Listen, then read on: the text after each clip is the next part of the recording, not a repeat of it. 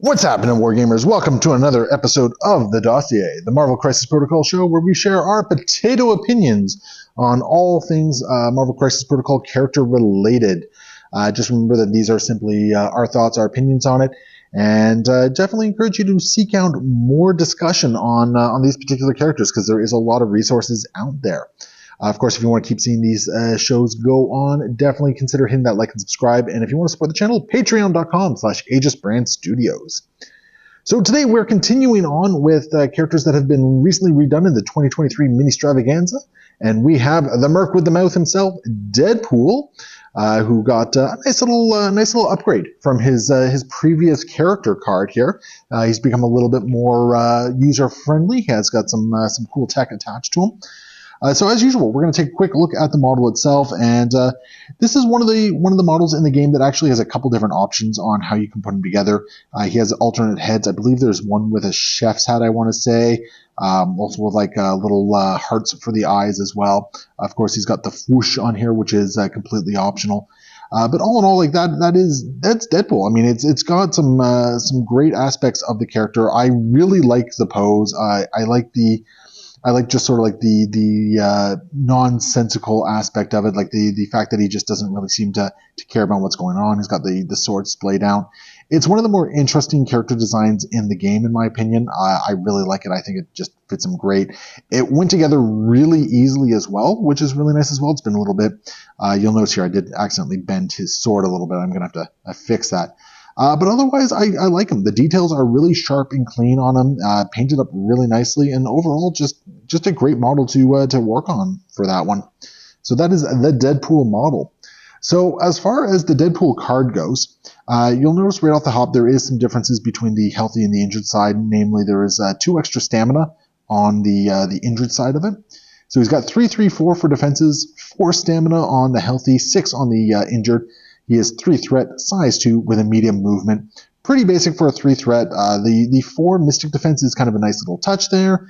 3s on energy and physical, pretty basic standard there. Not really a whole lot to write home about.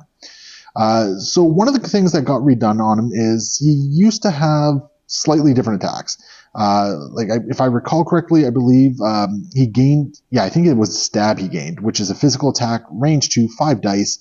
It is your standard gainer or builder attack, and it's got a double wild stab, where basically he can make another 5 dice attack, another stab attack into someone. 2 wilds is kind of tricky. 1 wild is a 45% chance. I don't know what the math on the 2 wilds are, but when you get it off, it's actually rather cool. You can get him a nice little bit of power to it, and it gives him a couple more options, especially considering his old options. He was a little bit more limited. We have Bang, and this one saw a sizable change. So it's a range 4 dice. It is it's a gainer, so he's going to gain 1 power for it, and he's got a wild hit Bang Bang, where basically it is a rapid fire for it. He gets to make another Bang attack. Now, this one used to have a 3rd, which was Bang Bang Bang, but it also was not a gainer. So the Bang Bang Bang required 3 triggers. I can't remember what the 3rd one was. Really difficult to get it off on a 4 dice attack when you weren't getting any power for it. Unfortunately, with it being sort of like the primary attack that he had, it slowed down his entire kit. It means he wasn't really gaining a lot of power throughout the whole of it. So Bang being a builder at this point with a relatively okay chance of getting the rapid fire off is not too bad, especially at range 4. It makes a lot more of his kit functional in that he's able to get some guaranteed power in there. Even if you're only doing Bang twice, you're not even getting the Bang Bang. That's still 2 additional power on top of the power phase that he's getting. And that allows you to start planning around his character. So next up we got Duodenum Poke, which is a range 2, 6 dice for 3 power. If it deals damage, you're going to apply bleed and slow special conditions. As far as the spender goes, it's okay. The fact that it has to deal damage to get the conditions on there, not fishing for wilds, I mean, it's half one, half dozen of the other. I don't mind it. I don't really see much use for doing this one most of the time. I think I'd much rather just keep gaining power for it. We got Merc with a mouth. And this is a great ability. This is 3 power. It is an active one. Choose an enemy character within 3, and that character loses 2 power. A character can only be affected by the superpower once per round. Being able to mess with power economy is just great. I honestly no notes on this one. I love it. Basically, he's just shit talking his way through things and distracted. It's fantastic. I grade it. This is another great one that he got with the redone. It is a 2-power superpower. You can't spell legendary without leg day. He gets a range 2 place once per turn.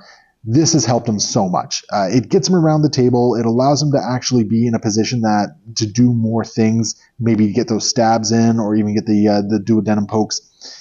This was big for him. Just getting that extra little bit of movement. It's really hard to quantify how it feels, but it just makes him so much more mobile and makes him an actual presence on the table. We have an innate power. I know karate. Basically, reroll 1 die in the attack and defense rolls. Awesome. Unicorns, rainbows, and sugar plums dancing through my head. Cannot be pushed or advanced from mystic attacks or enemy superpowers. Awesome. Once he gets to where he's going, it's going to be kind of tough to shift him off it outside of throws. And then he's got healing factor 2.